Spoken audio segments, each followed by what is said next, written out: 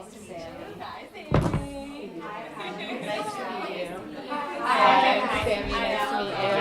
Hi, how are you? Hi, it's good to see you. Hi, Sari. Hi, Sari. Taylor, hi. Okay, nice to meet you. Nice to meet you too. Awesome. So hi, everyone. Our company that we're working with today is NeuGen Cosmetics and Johnson & Johnson. And then the two companies up here are NeuGen Brands and Envision. Just to give you a little bit of an agenda of what we're going to be doing today, I'm going to introduce you to the team up here, and then we're going to give you the situation of NeuGen Cosmetics in the market right now. Then we're going to go through the opportunity that we feel we have, the targeting creative we think we can use to get at that opportunity, and then some future innovations that can bring NeuGen Cosmetics 10 years from now. So first, meeting the teams. My name is Sammy, as I said, and I'm brand equity for NeuGen Brands. I'm Allie, I'm the project manager for Envision. And I'm Jogred. I am also on NeuGen Brands as the brand development lead. And I'm Sari, I'm the creative lead for Envision. And then also in the crowd, not presenting with us, but open for questions, is Danielle, and she's in brand equity, and Ellen, and she's a part of activation. And then I have Laura and Ashley on the crowd there with strategy and analytics. So for our project, we are giving a $10 million budget to revamp the brand of NeuGen Cosmetics, and we're going to show you guys how we think they can turn that into a $71 million opportunity. To do that, we first need to understand where NeuGen Cosmetics is in the market right now. So NeuGen Cosmetics has 4 different categories, which is face, eye, lip, and makeup remover, but the core of their business really is their face cosmetics, which account for 70% of their sales. But although they do devote a lot of time and effort to their face cosmetics, they're only 5th in the makeup market in the category. So this is something that a lot of women want to find in their makeup, a few attributes that they seem to look for. These were the ones that stood out when they were asked what aligned with NeuGen Cosmetics brand equity. If you look at them, you'll see things like feel you're doing the best for your skin, appropriate for sensitive skin, dermatologist recommended. Skin is something that really stands out in NeuGen Cosmetics brand equity and is recognized by consumers. So we took a survey of 86 women and we said, when you hear the words NeuGen Cosmetics, what do you think of? And these are the words that they came out of. So you can see words like clean, natural, skincare, and caring. When people think of NeuGen Cosmetics, they're really getting that image of a clean brand, natural, and is doing something good for you while also being makeup. So I'll just bring you through a SWOT analysis just to show you where we're at. So a strength that we really find is that strong brand equity with face and with health. When people think NeuGen Cosmetics, they think of face makeup and they think of something healthy for you. A weakness is that we are slow to innovate. So the category right now is being dominated with a lot of growth with small companies that are innovating quick in the market, where NeuGen Cosmetics kind of has their core products and is slower to get new ones out. The opportunity we think is to grow our core business, which is face, by targeting the everyday woman, and we're going to talk a little bit more about that next. And then the one threat that we do see is, like I said, those competitors are stealing share. The market is being dominated by competitors that are new and just putting products out there to follow trends. So just to give a little bit of background, Maybelline and CoverGirl both have the biggest market share in the makeup category, and then e.l.f. and NYX are the 2 biggest growth in the category. They're growing last year. They were one of the only companies that did grow in market share last year. So we feel these people are our 4 biggest competitors. If you look at all of their brand personalities, we really think there's an opportunity for NeuGen Cosmetics to target the everyday woman.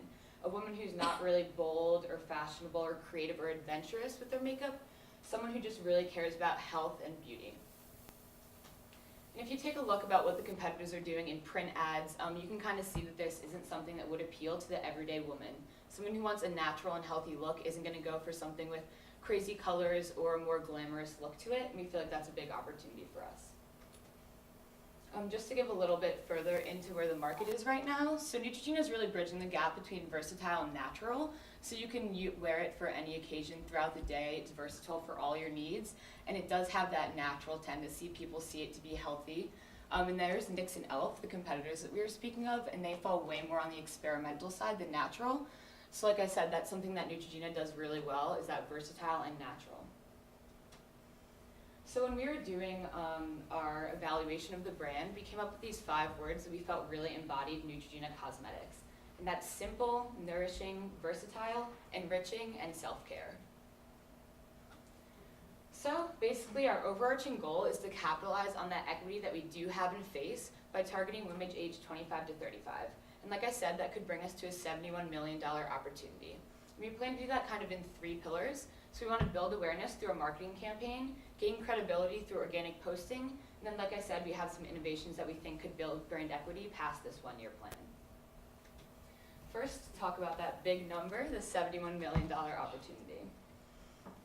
So just doing a little bit of analyzation of what we have right now, there's 2.2 million Neutrogena customers that are in that 25 to 35 category that we said we wanted to target. These might not be people who are using Neutrogena cosmetics, but they're people who are familiar with the brand and are current users. And then just on average, people spend $32.8 on foundation per year. So we just think that we could capture that market who's already familiar with Neutrogena and get them to choose us for their #1 face product. We could have this opportunity. Just to go into a little bit about why we're targeting that age group, they do align with Neutrogena on 2 different things that are important for makeup. One, they're shopping where Neutrogena is in the stores. So when you're shopping for makeup, there's a lot of options to go to Prestige and other things like that. Neutrogena is in drugstores and mass merchandise, and that's where people this age are shopping. Also, they align with the beauty looks, so they prefer a natural look, and they like to keep beauty routines simple, which is what Neutrogena does. So, meet our target, Jessica. She's 25, she lives in New York City, she works in ad sales, she considers herself a foodie, she has a class pass, she cares about fitness, and she shops at CVS for her makeup. We feel like Jessica really embodies our target market, and like I said, we are choosing the 25 to 35 young professionals for a certain reason. One of the reasons is that they're high in growth. A lot of them are coming into the cosmetics market really fast right now, so that's a huge opportunity for us. Another is that they engage in media. People over the age of 35 aren't really using their phones for makeup tips and advice, where this age group is. Another thing targeting young professionals is that they're building wealth. So they're having more and more discretionary income as they come into their jobs. And they're not brand loyal yet. So people after the age of 35, usually in cosmetics, are brand loyal. So they have a brand that they use and they stick to that. We feel like if we can get in this age before they are brand loyal and get them used to using Neutrogena cosmetics, it could become a lifelong brand. And this is Jessica. She's going to be popping in throughout the presentation just to kind of show you how our strategies align with her as a consumer. So from all of this, we really came to a key insight, and that is Neutrogena enriches your skin as you enrich your life. We really feel like Neutrogena is the product for someone who's fast and on the go. They may have a busy day ahead of them with work, meeting up with friends, birthday parties, gym, and everything else they do in a day. We feel like Neutrogena is that simple choice in the morning that can set you up to start your day really strongly. All right, I'll take it away. Thanks, Sammy. All right, Neutrogena enriches your skin as you enrich your life. This key insight we plan to use throughout our strategy to capitalize on our existing face market to target the young professional women. So we'll have to start out with our marketing campaign to build awareness of the brand. Our campaign being Neutrogena Cosmetics, Face the Day, Give Your Skin a Healthy Start. Neutrogena Face Cosmetics is the first simple, enriching step that a woman can use every day to enhance her natural beauty to face her busy, active, versatile day and lifestyle. All right, so we've chosen these 4 very unique activation periods that specifically target events throughout our young professional woman's life. So here we have gearing up for New Year's resolutions on fitness, spring rebirth focusing on self-care and wellness, wedding season that highlights relationship and funtivities, and gearing up for bonus time and end of the year assignments. And we believe that these activation periods can highlight the versatility of Neutrogena Face Cosmetics throughout every event and every stage of our woman's day and her lifestyle. And we will use these activation points throughout our strategy in building awareness and building credibility with the brand. Yeah, and like Ali said, when you think of Jessica, these are things that would relate specifically to her. So we wanted to choose these 4 points throughout the year that would not only relate to her on one level, but where she would be throughout the year at that time. So we'll start off with our first pillar with building awareness. There are 3 activation points that we intend to focus on to build awareness, which are paid media ads, in-store activation, and subscription boxes. So I'm going to jump into how we plan on utilizing those factors to build awareness. All right, so Facebook, Instagram, and YouTube are the top media platforms to engage with packaged good companies, and Instagram is currently the #1 social media platform for beauty products. So women are going to these platforms to connect with cosmetic companies in a way that is both interactive with the brand and with their peers. And social media is the easiest way to stay informed on the beauty realm in general. So what we intend to do is run targeted ads to our young professional women according to our activation periods within a month, 2 months, and those will run daily. And during those activation periods, can change throughout. So some examples of these paid media ads are here. Face the day energized, face the day enriched, face the day together, face the day confidently. And the simple looks that these women have chosen in these images highlight her value in simply enhancing her natural beauty and enriching her skin as she faces her day. So as you can see that each of these images are tied specifically to our activation periods and will be targeted accordingly. All right, so we've also come up with a 15-second video concept that would be an example of how the Neutrogena young professional woman goes about her versatile day and how Neutrogena supports her in enriching her face so that she can face her day. So we intend to run this 15-second video predominantly on YouTube throughout all of our activation periods as it applies in every scenario. And then we additionally, since it is so short and a 15-second ad, we can capture her active woman's attention in that time span, as well as it's easily transferable to Instagram or Facebook or wherever we would like to put it. So I'm going to walk you through that concept now. All right, our young professional woman's already jumping out of bed. She's walking to the restroom. Okay, so today we have cycling before work, pitch at noon, follow up lunch with the boss, got to run to get a housewarming present for Kate, and then make it out for girls' night.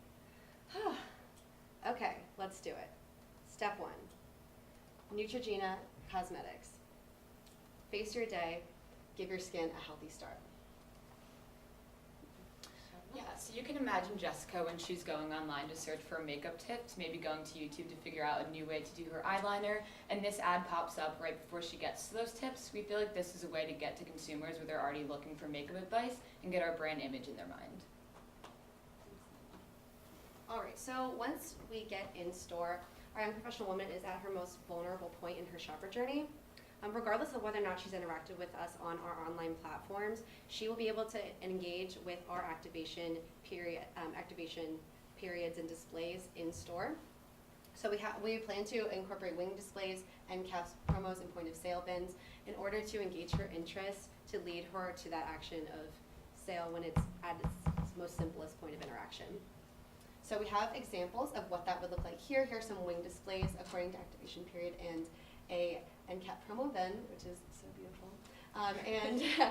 And each of these periods clearly link to our activation periods as well. And again, not only do we want to engage Jessica online where she's looking for tips, but also in store, because at this cosmetic level, a lot of things are made on a price basis. So we want her to walk in the store maybe getting ready for her friend's wedding during wedding season and see a display that would relate to her and maybe draw her to Neutrogena Cosmetics over the competitor. So our final step in an activation point in trying to build awareness for the Neutrogena Cosmetics face brand is getting into subscription box services, and we are most interested in Ipsy. Ipsy is a subscription service that for $10 a month, subscribers can get a makeup bag of 5 sample cosmetics options. And we found that 23% of women, specifically in our target, express interest in subscription boxes, as well as 57% of women claim that sampling drives purchase. Now, we believe that this is a great opportunity for Neutrogena, not only to get in a space where our competitors are already exploiting, as well as if we can get a Neutrogena product in a woman's hand and get her the opportunity to try the product and see that it works for her, make her aware that this product is for her before she even has to buy, we believe that this would be an amazing opportunity for her. Yeah, so imagine Jessica getting a subscription box in the mail, and it's NYX and e.l.f., and then when she goes into the store, she sees those same brands. We want Neutrogena to get in on this, just because if you see Neutrogena Cosmetics in your home and you get to try it, we feel like that will lead to purchase in store. Absolutely. So that wraps us up our main build awareness portion. I'm going to hand it over to Siri about gaining credibility. So to gain credibility for Neutrogena Cosmetics, we want to start generating organic posts on social media and utilizing influencers, mostly on YouTube. First, we want to separate Neutrogena Cosmetics Instagram from the original Neutrogena account. We think that this would really establish us against our competitors, and also we would create 45 organic posts monthly on average, and these would really enhance our brand essence words, so they would be pure, simple, natural, enriching, and they would also inspire our follower to really face their day. So we have some activation posts going along with the organic material. Right here on the left, sorry, we have one for January. What's in your bag that would really enrich your life? Maybe your music that you're listening to, your sneakers when you go to the gym, and some Neutrogena products. So this would really help you face your day and your goals at the gym.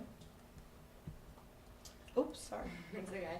One thing that people millennial age 25 to 35 are really wary of is like ads that are purposely targeting you. That's why we think things that are organically posted by Neutrogena Cosmetics would really appeal to someone of that age group, especially if it was something that appealed to them, like a what's in your bag, kind of an interactive post.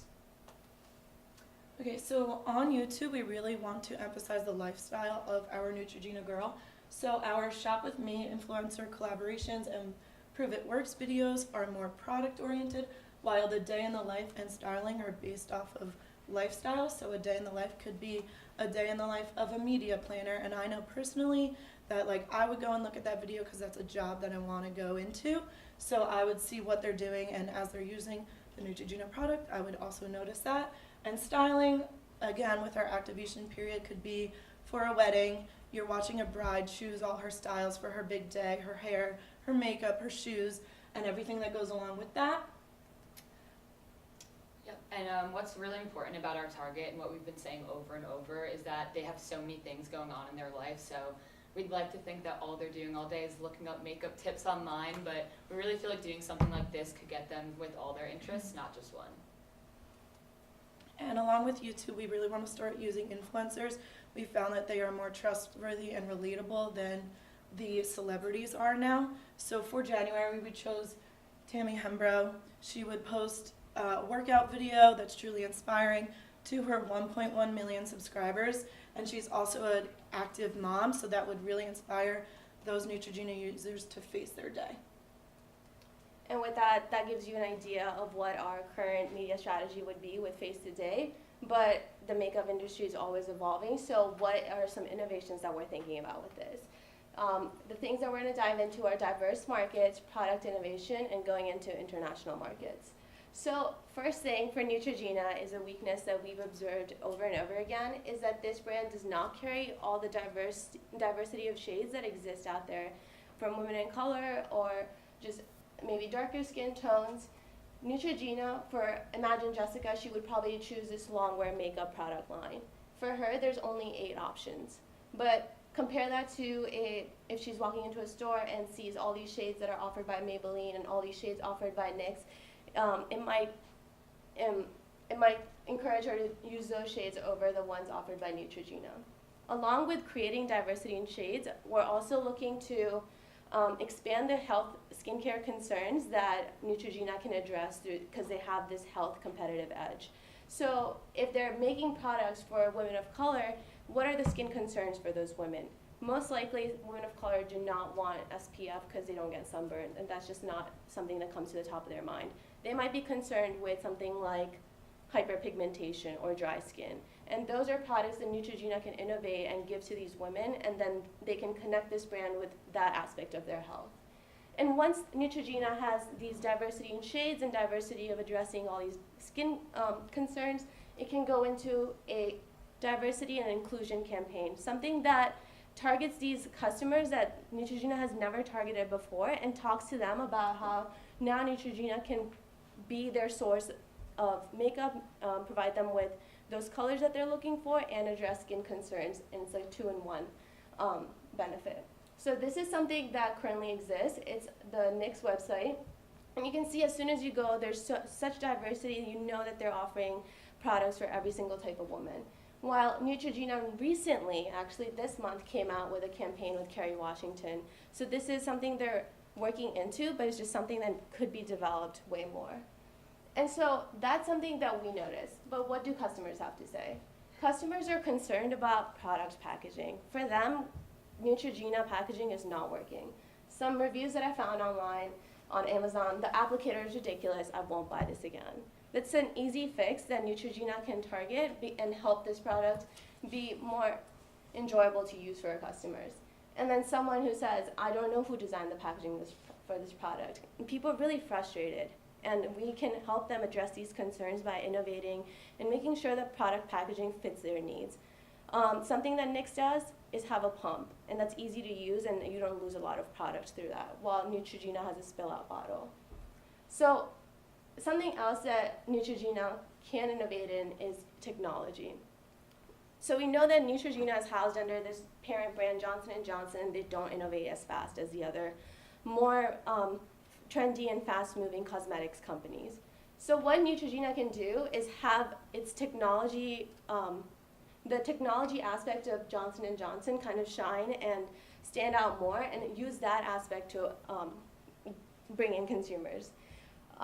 Currently, light therapy is something that they're using in their skincare line and using that for acne care.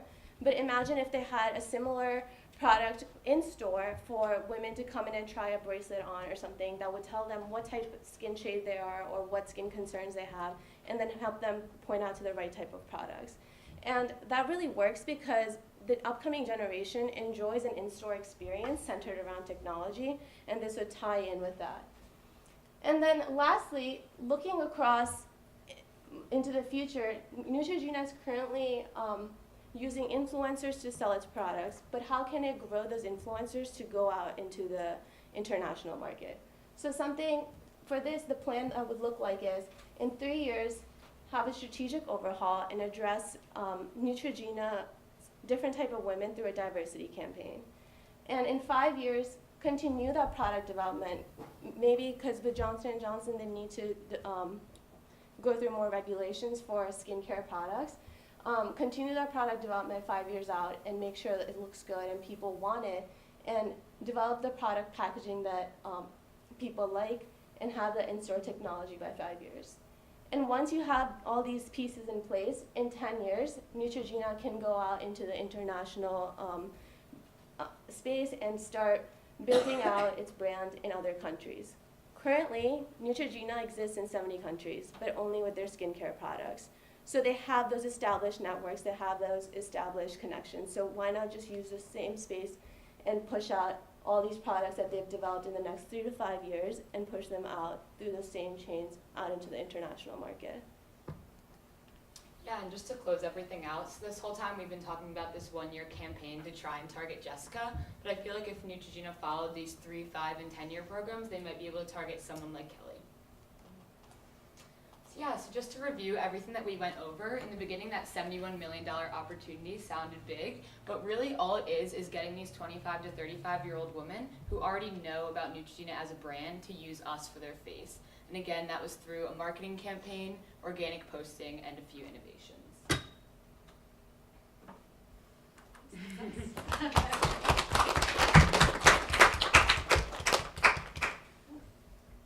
I have a question, I'll start. Absolutely. Obviously, I have lots of makeup experience, so this might be kind of out there.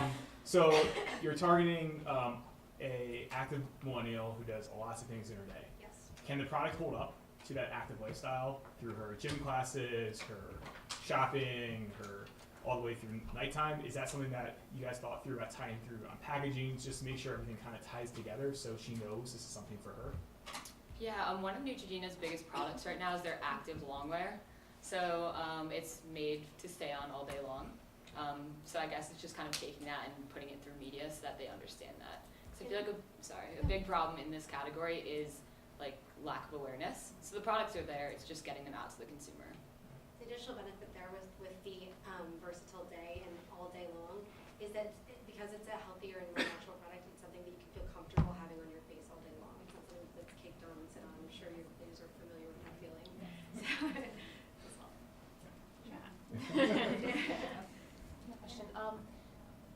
was your thought process in determining the activation periods, especially like the fitness and gym one? Just from my perspective, I don't think about wearing makeup to the gym, so I was just wondering how you tied that in. Right, so basically we got some insight from Ashlyn that was about if you're gonna go in store, there's a lot of competition in the makeup market, so try and think of places that you can win. So typically for stuff like makeup, it's prom and back to school, or people like wanting to buy it at that time. We feel like we wanted to go a completely different route, somewhere where we could be the only one trying to get customers at that time. And from there we kind of thought like where could we appeal to our certain target, and that's where we came up with the activation periods idea. The active lifestyle one specifically is just more about the women that we're trying to target. So I don't know specifically, I think they would wear makeup to the gym. It's just kind of like what you do in the morning is everything you're doing during the day until you get home. Right. So yeah, the New Year's resolution was kind of just a time we chose because people that age are like active at the gym. I have a question. So you guys mentioned both, obviously, like digital strategies, and you talked a little bit in store. What's your perspective on which is more important for this age group or population? Or where would you focus more? Yeah, I can speak to that. The main thing that we found in this category is that people are spending money, and that's how they get awareness. And Neutrogena wasn't spending a lot a few years ago, and we feel like that's the biggest issue with why no one is buying Neutrogena. It really has almost a direct relationship between how much money you're putting into media spend and how much return you're getting. So I definitely feel like media is more important, just because yes, in-store activation is something that's going to grab attention at point of sale, but the main thing is that we want people this age group to be thinking of Neutrogena before that. Okay. A question. Can you explain a little bit of the process that you guys landed on kind of the everyday YouTube influencers versus like a big name celebrity, just knowing that in the beauty category, big celeb sponsorships are pretty prominent, just your thinking into that? Absolutely. So a huge insight that we found is that women in this generation are tending to trust celebrities less and less, and they're going onto these online platforms where these influencers are to learn. That's where they're going to find their information, and that's where their trust is. And we believe that's from a more relatability standpoint, and they don't necessarily see the dollars as clearly. If that answers your question. Also, YouTube is the #1 thing searched is a how-to video. And I'm not going to sit there and watch Kerry Washington do her makeup. I'm going to watch someone that really knows what she's doing and can recommend a product for me. Actually, I'm in the back, but I can expand on that also. I know we talked about, if you look at their current Instagram, it has like a lot of celebrities on there, and it's not really going towards like our campaign of like natural, healthy, like everyday woman. Like celebrities are more, you know, like going out to the red carpet. So we didn't think that really like kind of matched with our campaign. Sorry, one more question. I know that you guys outlined the opportunity being in like the foundation and face area. Did you think about cross promotion of, you know, maybe someone's brand loyal on the makeup remover, but they don't use your makeup? Did you think about any of that? Yeah. We definitely looked into what side of Neutrogena Cosmetics to capitalize on most, and we felt that since our face brand was so strong, and that's where Neutrogena's strength is overall, that building awareness of that brand and building credibility there was the opportunity that would take us the furthest. We absolutely did look into where those consumers are, where we can pull them from, as well as what side of cosmetics and color or face we would go from. Also, so Neutrogena is kind of known for their healthy aspect, and that's why you're using your face wash from Neutrogena. Right. So that's why we want the healthy girl that's going all about that for her makeup. As much as it is connecting face, because that's where we feel like we're strong, it's also shying away from where people see Neutrogena as like facial skin products. So it's like separating and connecting at the same time.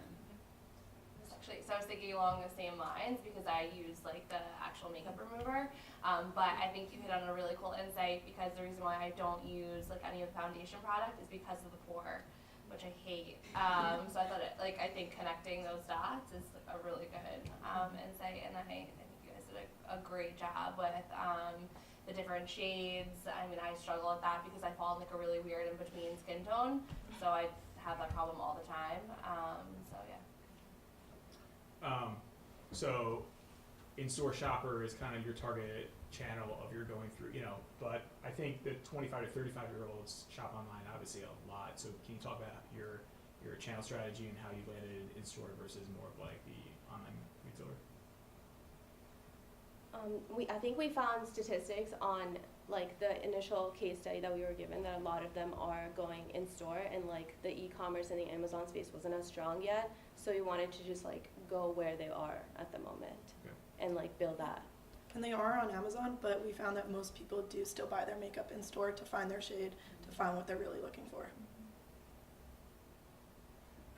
If no one else has additional questions, I know Ashlyn has a couple. Because we're probably almost out of time. Yeah. Hi, Ashlyn. Can she hear? My turn? Yeah, your turn.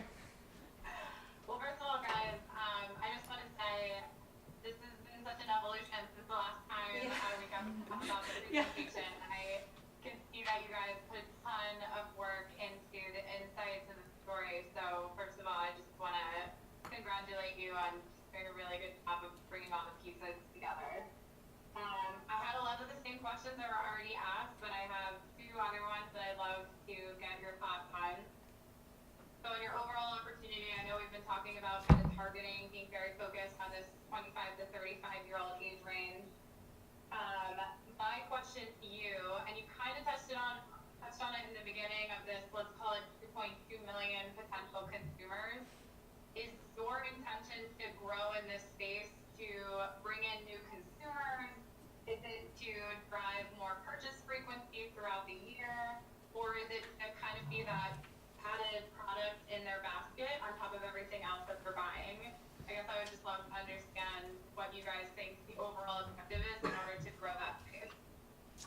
Yeah, I think basically what we were trying to go for with this was, people buy their makeup products from all over. I feel like it's very rare that people buy one brand for every single thing. So what we wanted to do was go where Neutrogena was already strong in their face category and be that #1 choice for face. So maybe they're buying mascara somewhere else, hopefully not, but we want Neutrogena to be the #1 choice for that face product.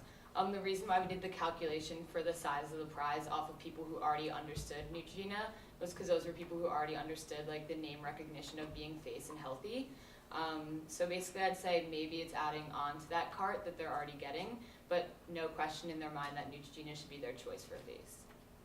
Okay, so essentially I'm already buying probably a Neutrogena cosmetic product, and so this would be another Neutrogena product that maybe I wasn't buying that I'm now going to buy. Is that a fair assessment? Yeah, definitely, and maybe not even Neutrogena cosmetics products, just like Neutrogena as a brand in whole. So maybe you're buying like the face wash and now you're going to use the foundation. Okay, that's helpful. The other question I had was in the innovation section. So you guys, I think it's smart. We know that bringing more shades into our portfolio is kind of the base thing that we need to do as a business to be competitive in this marketplace. The one thing I will say is that I want to try to connect the dots from your innovation strategy to your strategy to hit 25 to 35-year-olds. So I know it wasn't in your presentation, but I'm just curious. Do you think the products that we have in existence today satisfy the need from a product functionality standpoint for this go-getter 25 to 35-year-old, and maybe all we need to do is enhance packaging?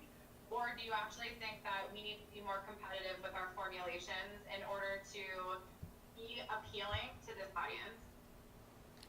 I think based on some reviews that I read, the product formulation might be something that Johnson & Johnson Neutrogena should look into, because a lot of people were complaining about the product being cakey and not looking good after a long day, even though it was like a long wear product. So product formulation might be a step that Neutrogena has to take to continue staying competitive. Okay, so you think we're doing the right thing with the claim of long duration, but the execution could be better?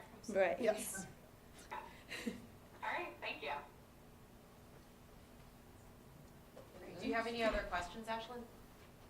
You're good? I have plenty of questions, but we can Okay. talk after that. Okay. And actually, I guess we're just out of time. So, thank you so much.